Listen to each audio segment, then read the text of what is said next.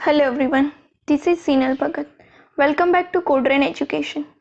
Today we will discuss about table layout in Android. As the name suggests, table layout will add the child view in rows and columns. So if you want to display your data in table form, you can always use table layout. As we use table in HTML, we have to add tags, table row, table column. As same in Android, we have to use tags, table row, and after that we have to add different columns to that particular row. We can also span multiple columns as we span columns in HTML. This is the pictorial representation of table layout in Android applications. As you can see, the child views are represented as in rows and columns format. Let's understand the table layout in Android with an example. For that, just launch your Android Studio and create a new project, name it as table layout in Android. Start a new Android Studio project and create an empty activity. Now open activity_main.xml file and write the code as I am writing.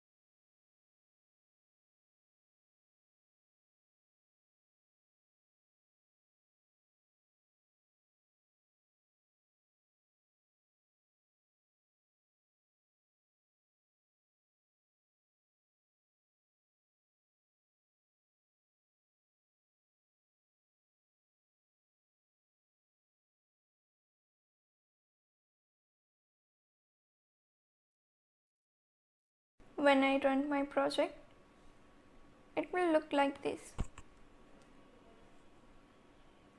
So if you want to add your child views in row and column format, you can use table layout and your data will look like this in table format. So this is it for today. Goodbye everyone.